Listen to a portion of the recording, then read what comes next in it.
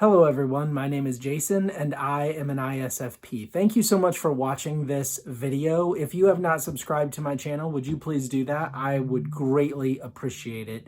Thank you also to all of you who commented on my video about the background. I'm still a little torn because I got a lot of mixed opinions on it. So I might do some videos with this traditional background that I've been doing and some with the video background. It takes me, pardon me, I'm gonna straighten up my camera a little bit. It takes me a little bit longer to set up this background. That's why I was thinking about switching to something else that I could just plow through faster. But thank you all for your opinions. I appreciate that. This video is going to be a little bit, I've kind of got to tiptoe through this video, walk on eggshells a little bit. I might step on some toes here. So I just want you to know I'm not trying to step on any toes. I'm just trying to help people understand not just the ISFP mindset on this particular issue. And I'm sure there are some ISFPs that may feel differently than what I'm about to say, but just the mindset in general of, I think most IPs, especially, I would say especially SFPs and ISTPs, but I think all IPs and maybe some other types as well. And here is the basic premise of this video. I'm an ISFP. Please leave me alone. Now, let me explain what I mean by that. I'm dealing with a situation right now with a person that I'm having to interact with on a pretty regular basis. And I think this person has extroverted feeling as one of his top functions. I think it's his very top function. I could be wrong. Now, before I sound like I'm hating on any particular type, I have an ESFJ friend who's a great friend of mine. Love him to death. Obviously, he has extroverted feeling as his first function. So I don't just dislike all people with extroverted feeling as their top function. But for you ESFJs and ENFJs out there, and maybe even for ISFJs and INFJs that have extroverted feeling as your second function, I just want to maybe, although I don't really think this is as big of a deal for the IFJs, honestly. I really don't. I think this is primarily an ENFJ, ESFJ thing. I just want to help you to understand a concept that some of you might not grasp. I'm sure a lot of you, especially since you're in the personality type community, the fact that you're watching these videos, the fact that you understand the cognitive functions means you probably do grasp what I'm about to say. But maybe if you have ENFJ, ESFJ friends that are into personality type, maybe you could help them understand this. We IPs, and this may be true of IJs too. It could be true, I guess, of anybody, but it's going to be really true of us. Sometimes we genuinely, truly, honestly just want to be left alone. We don't want to connect with you or anybody.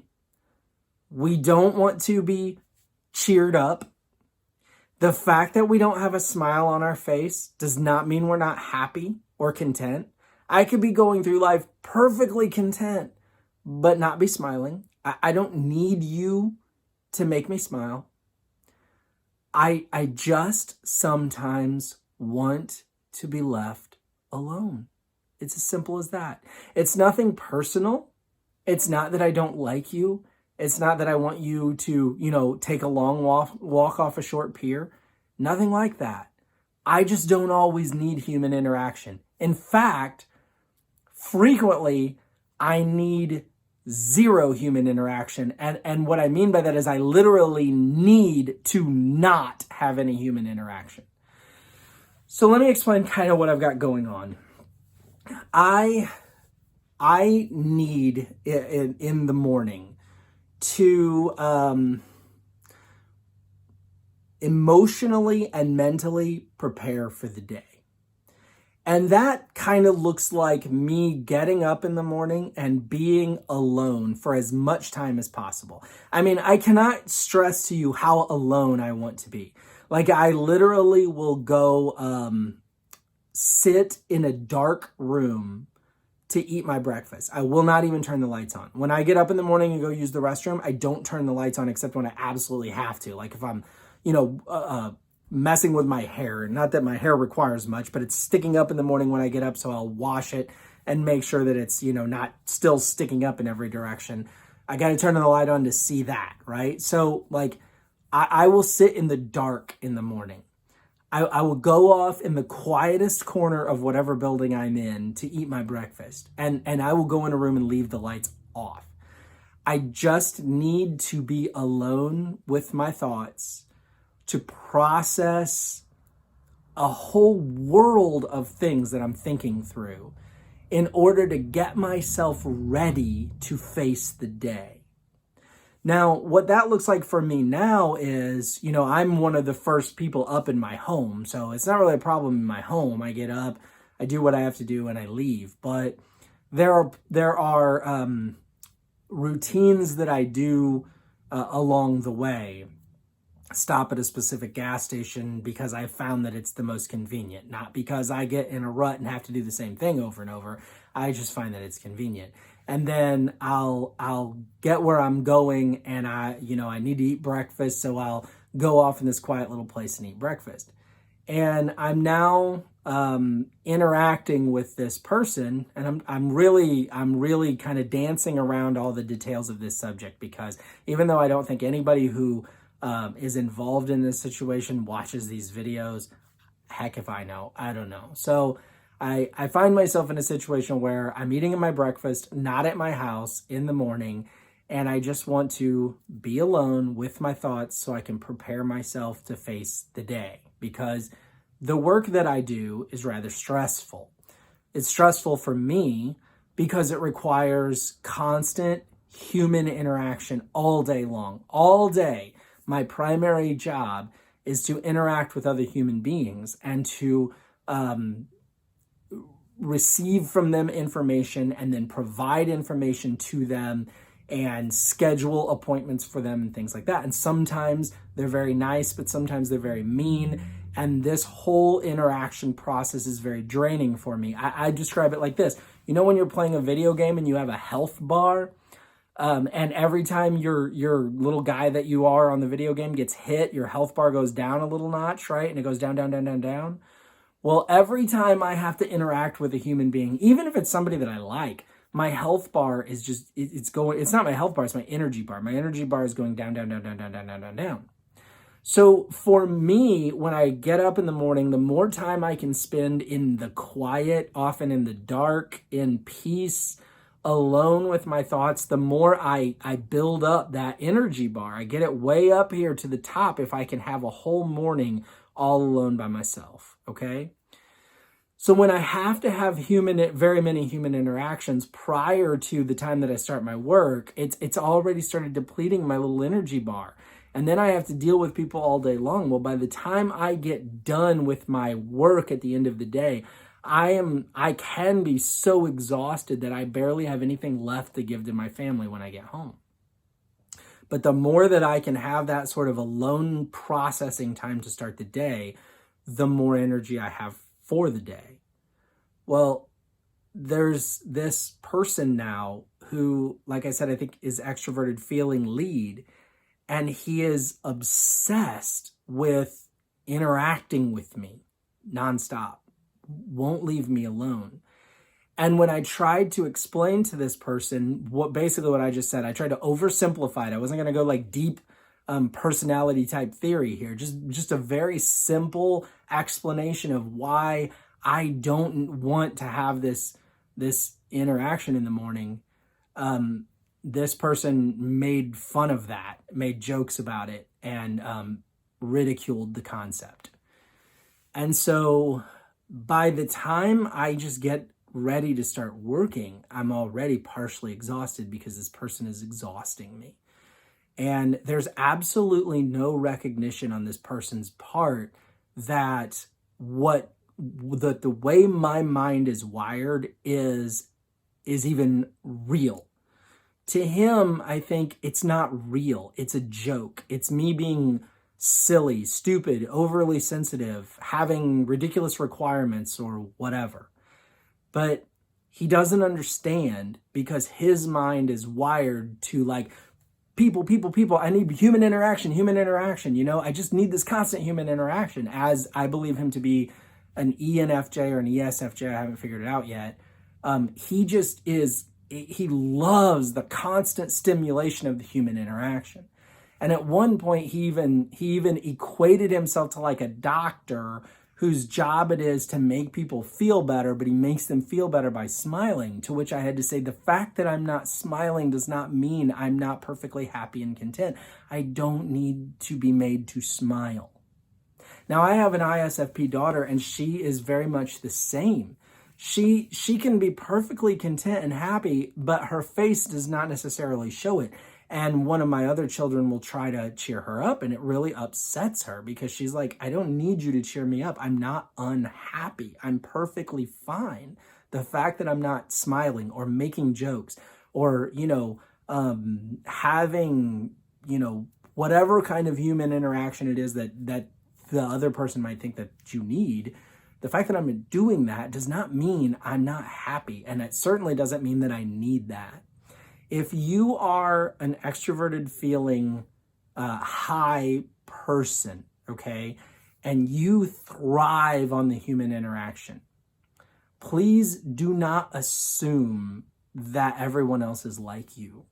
Because for some of us, that human interaction is exhausting and we don't want it. It's not that we don't ever want to have human interaction. It's just that some of us need significant periods of time to prepare for whatever it is we have to do, to get our mind right, to build up our energy, to just be alone with our own thoughts. If you follow the objective personality concept, this is the concept of sleep over play. I believe, high sleep energy. I think it's my second animal, as they call it in objective personality. And I believe that play energy is my last animal. And in objective personality, sleep energy is your two introverted functions talking with one another. So it's like my FI communicating with my NI. It's just like processing life without taking in anything from the outside world, just processing my known information, going through, preparing myself for the day. And play energy it's your two extroverted functions, pinging off of each other. So for an ESFJ, let's say, that would be extroverted feeling and extroverted intuition. Or for an ENFJ, it would be extroverted feeling and extroverted sensing. Either way, the play energy is this need to have human interaction, to expend energy on behalf of other people or along with other people through human interaction and through doing things with people. And I have sleep as a very high need. Now, not sleep like literally getting in my bed and going to sleep, although I also do have that as a high need. Not surprisingly, the two go hand in hand. But sleep energy, the need to be alone and allowed to just process my thoughts by myself without any interference or external influence, any external, sensory intake. But a person with high play energy, they're always thinking, they want that human interaction. It's more than they just want it, they need it. But I need to not have it. So if you're a person with high play energy, if you're a high extroverted feeler, or even a high extroverted thinker, although I think it comes out a lot different in that way, but still, if you're a very extroverted person, however you look at that, and you love that human interaction, don't assume everyone else does too. When someone wants to be alone with their thoughts, or when someone tries to communicate with you, hey, I need some alone time. I need to be left alone, whenever that is for them. They may need to be alone in the morning. They may need some alone time in the middle of the day, whatever it is that they need. Please do them a favor and respect that. Please respect that. Now, I, as a person with low play energy, a person who doesn't want to have tons and tons of human interactions, I will try. Like, I do try. I want to be friendly. I want to have a friendship with people. I want to be able to, communicate and enjoy their company, and I want them to enjoy mine. I don't want to be a jerk. I don't want to be a standoffish, horse's rear end. But if you won't ever leave me alone, and you constantly rob me of the time that I need to process life so that I can have the energy necessary to face the day, if you won't respect that, then the time will come when I'm going to show my teeth. The time will come when I'm going to tell you what I think, and it's not going to be nice.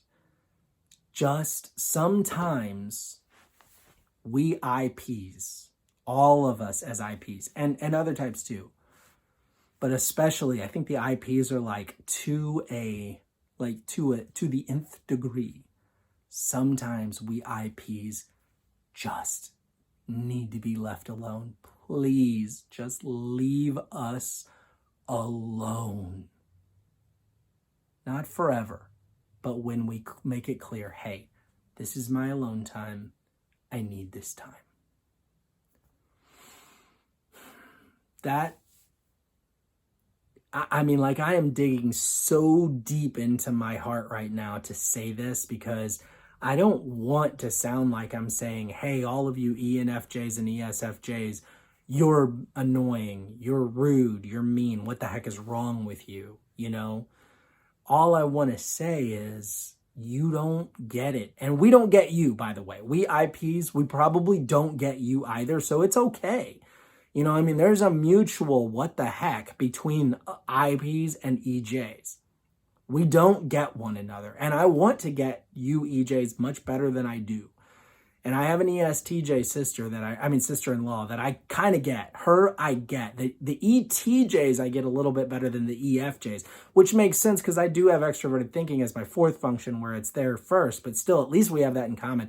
But the people with the high FE, with me not having FE in my function stack at all, I am just like, dude, I don't get you at all. And I know you don't get me either, and that's okay. Now, for you INFPs and INTPs, who have, let me reset that. For you ISTPs and INTPs who have extroverted feeling as your fourth function, maybe you get the ENFJs and the ESFJs better, and you don't get the ENTJs or the ESTJs. I kind of get the ETJs a little better, but whatever, it doesn't matter. The point is, if you are super extroverted and you think it's funny or a joke that you have people in your life that want to be left alone and you won't leave them alone because you think it's ridiculous, just know you are making their lives very difficult. Very, very, very, very, very, very, very, very, very difficult. And you IPs, comment below. Let me know if you agree with me. Maybe you don't. Maybe I'm just like a super introverted, oh my gosh, won't you all please leave me alone kind of ISFP, which is possible. I might be like introvert to, off the deep end. But if you relate to this at all as an IP, please comment below and say, yeah, this is really true. And hey, EJs, please, I love you guys in many ways. You're awesome in so many ways, and the world needs you. You're totally amazing. I'm not trying to pick on you because you have all these things about you that are so cool. I just want you to see our mindset a little bit because I'm sure since I totally can't see your mindset, you probably totally can't see mine. And if you're an EFJ especially, comment below and help me to try to understand you better so that I maybe won't be so annoyed by the EFJs in my life that won't leave me alone. Okay. Thank you so much for watching. I appreciate it. I apologize if I've been harsh to anyone. That wasn't my goal. Please do give this a like if you found it to be entertaining, informational, or useful. And thank you for watching again. Have an awesome day. Bye now.